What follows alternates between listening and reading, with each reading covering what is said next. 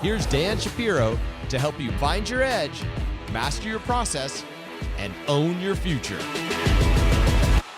Hey guys, good evening everybody. Welcome to another edition of the AccessToTrader.com nightly wrap-up show. Thank you very much for spending a few moments with us, tuning in, giving us a couple of minutes to kind of point you in the right direction. If you like kind of what we're doing, take a moment out, support the channel, click that like button if you haven't done so already, subscribe to the channel. Again, hopefully I will continue to do my best to point you in the right direction. So, lo and behold, right, as soon as I recorded the weekend update, came out of news that the war, the conflict with Iran, is pretty much wrapped up, we hope, right?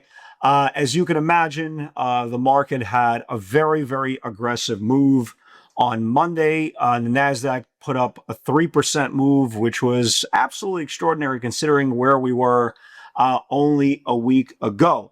And fast forwarded to today. Very interesting session, okay? And the reason why I bring this up, number one, I owe the retail public on SpaceX an apology. I do. I didn't think for a second, and I think a lot of you guys felt exactly the same way. It doesn't mean I was right or wrong or right. I didn't think for a second that advertising on Instagram about the SpaceX IPO and allocation to retail was going to be a recipe for success. I've never seen that before. And lo and behold, after today's session, at one point, SpaceX became the 5th largest company in the world, overtaking Amazon, right? Overtaking Amazon. At one point, Elon Musk's net worth climbed higher than the overall market cap of Bitcoin to $1.4 trillion. But the most important part was the options today, right? SpaceX started trading options today. And lo and behold, man, we saw some absolute incredible bets today. Really, really incredible bets today. We saw short-term 250 calls, short-term 270 calls. The biggest one I saw today, let me just look at my notes. The biggest one I saw today was a buyer came in. Listen to this. A buyer came in for the July 17th expiration with 7,000 of the 325 calls with a premium of a tad less than $5 million. Absolutely bananas. It is now, well, at least at one point, was a $3 trillion company. As you can see, about $25 off its highs. But again, I give my sincerest apologies for doubting retail's ability to participate in a hot IPO. The stock basically almost doubled in 24 hours. Again, where the stock is going to be 3 months from now, 3 weeks from now, 6 years from now, I have no idea. But ultimately, the bulls, at least the retail won. Retail definitely won. I traded a couple of times SpaceX over the last couple of days. Again, I was just looking for a little more data. Again, like I said in the weekend video, I really like the way it's trading. I love the liquidity. I love the range. It's very orderly. If you are trading in the intraday cycles, it obeys the 60-minute support, the 5-minute support pretty well. And again, guys, just as FYI, if you are interested in pivots, I've been doing this for a very, very long time. If you are interested in pivots and you're kind of stuck in your career, the PS60 theory is pretty cool. Come hang out for 30 days, take a spin, see if it's a right fit for you. But again, if you are an active intraday trader, it might be something up your alley. But most important part is where we saw today's price action. We saw a little bit of heaviness. Again, it's not a deemed buy or sell signal by any way. Again, if you are a brand new viewer to this channel, I'm not trying to guess where the market's going to be tomorrow. I trade off of data. The weird part about yesterday's session versus today, yesterday we had a 3% move, right? We had a 3% move very, very aggressively. Today, we had a 1.6% back test from yesterday's move. But the ironic part about it is how easily we lost the previous day's range. Again, usually when you see a 3% move, it's usually followed up by let's just say even a 50% on retrace, it still comes in on an inside day. We didn't get that inside day. We actually got below yesterday's channel, which was very, very odd. It's very rare you see such a cartoonish-like move to the upside, and then the next day lose the previous day's channel. And you can see the stocks that had the biggest run-ups, not named SanDisk or Micron, they all kind of lost yesterday's channel. And you can see one by one, NVIDIA, right? NVIDIA, not only did it lose yesterday's channel, it closed below the 50-day moving average. It's not exactly what you want to see. If you look at names, for example, like Amazon, right? Like Amazon got rejected off yesterday's highs. You look, for example, Microsoft, again, can knock it out of its own way. PLTR that had one nice little run up, got rejected off yesterday's highs. Look, it's a very weird dynamic. Okay, we're still trying to figure out exactly what is happening, even though the quote unquote conflict should be over. We're still trying to figure out if there is actually going to be any more conflict. So I look at every single day on its own individual merits. I scan the NASDAQ 100. I scan like the biggest movers in, stocks, trading with a lot of option flow.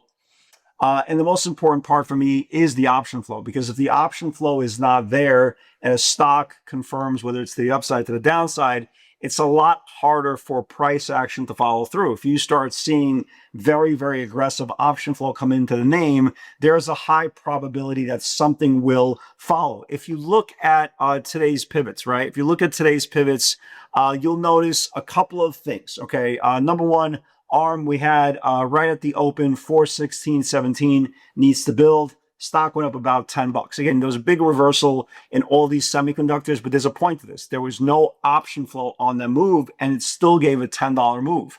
CRWV did have option flow, and that's the whole point. CRWV, definitely the biggest mover of the day as the market got hit and lost yesterday's channel. It only price improved. Here was a perfect example, the importance of the 50-day moving average. It reclaimed the 50-day moving average and put up a $10 candle on pretty aggressive call buying. Yesterday, we saw some weekly 120s. Today, we saw some weekly 130s come in. Again, it's going to be a little bit tough to get it for a day two move if the market is going to be a little bit weaker. But CRWV continues to be very, very strong on the option flow.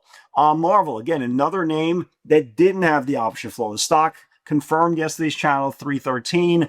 Put up about, $3-4 move before a very, very aggressive move. Again, no call buying on the move as well, but you can see how important it is for the call buying to come. And Tesla, right? Tesla, not a lot of call buying, not a lot of put buying till like towards the end of the day. It took out the 403.50 lows today and traded right down to the 50-day moving average, which is roughly around the $400 area.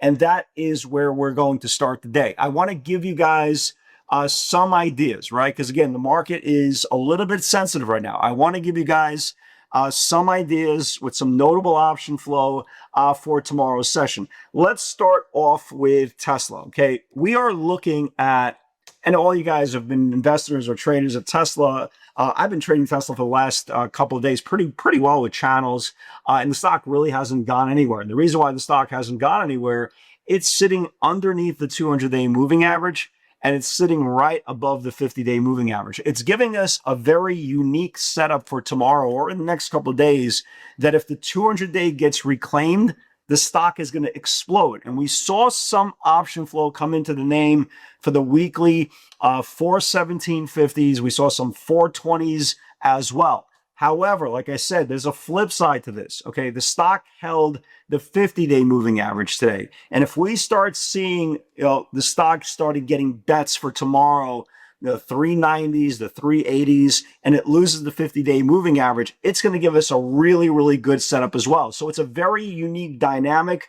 The longer it continues to sit in this little baby dynamic channel, the higher probability it's either going to reclaim the 200-day and we're going to go long, or we're going to lose the 50-day moving average and we're going to go short. So it's very, very important to kind of understand that fact. Google, right? Google actually held up very, very well today. And here's kind of, we had a nice pivot in Google. It wasn't on the Twitter feed. It was like a last second thing.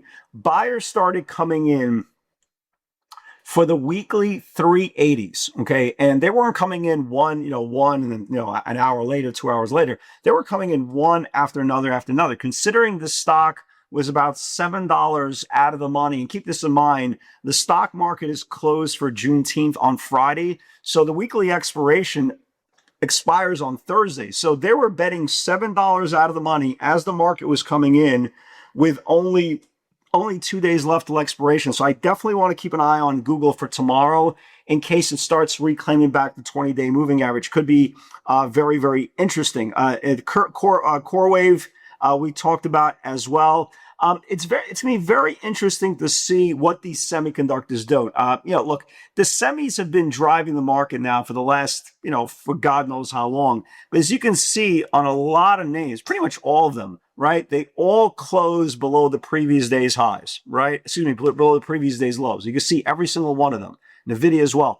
I want to watch them, right? I definitely want to watch them, especially if we get a gap up tomorrow. I want to keep an eye on if they reverse at some point during the day and take out another day's worth of lows. Because again, yesterday was a very, very aggressive rally, and today we took out that yesterday's low. So if we could take out today's low tomorrow, there's going to be some additional downside. So just something to watch. So I am really, really focused in and locked in on this Tesla setup. Whether it gets confirmed tomorrow or the next day, I don't know. But again, something has to give here, guys. There's going to be a really, really big opportunity either above the 200-day moving average on the long side or below the 50-day moving average to the downside. I'm definitely watching Google. Again, buyers coming in $7, $8 out of the money with only 2 days worth of expiration. I am definitely interested in that. CoreWave, again, big pivot today. Congratulations for all you guys who reclaimed the 50-day moving average. Those buyers came in really aggressively for the weekly 130. Again, it's the same case as Google. Big breakout. Let's see if there's a day two. Because if those buyers continue to start betting those 130 weeklies, again, keep this in mind, it's $13 out of the money. Maybe they can run it. SpaceX, I really don't have an opinion going into tomorrow's session. Look, the stock has basically doubled in 3 sessions.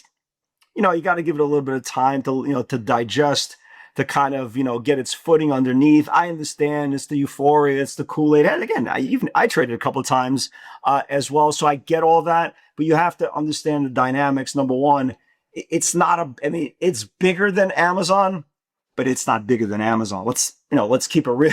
So it definitely needs a little bit of time to kind of take a deep breath, go sideways, get hit with a couple of haymakers to see how much footing there really is. And the most important part is just understand the dynamics of its long-term process. Other than that, let me give you guys some other names that I want to keep an eye on for tomorrow. Guys, look at Wi-Fi. I don't know what this Wi-Fi is, but look at this chart, man. I don't know what the hell this thing is, but this is a massive breakout. Big breakout. You got expanding volume. The last time you had expanding volume, you had a really big continuation. Keep an eye on this thing for the next couple of days. This thing looks interested. I know Roadblocks has a really crappy, story behind it, right? But, this thing touched the 50-day moving average. Okay, if we're just talking about setups in general, keep an eye on this thing tomorrow. If this thing starts reclaiming back the 50-day moving average, maybe this thing can wake up. So, nice looking chart there as well. And Burger King. It's not Burger King. It's Priceline. It's not even Priceline anymore. It's Booking.com. But honestly, BKNG, would you agree that should be the symbol for Burger King, right? Booking.com, Priceline, Burger King, it's all the same shit, right? Stock today closed above the 50-day moving average. It's basing second day in a row after yesterday's breakout on a digestion inside day. Keep an eye on this Burger King or Booking or Priceline. Keep an eye on it in the next couple of days, especially tomorrow. If it takes out Monday's highs and starts building, this thing could potentially get a move into this 181, 150-day moving average. So that's it, everybody. Hope everybody is doing well. Again, if you are interested in pivots, guys, again, come hang out for 30 days.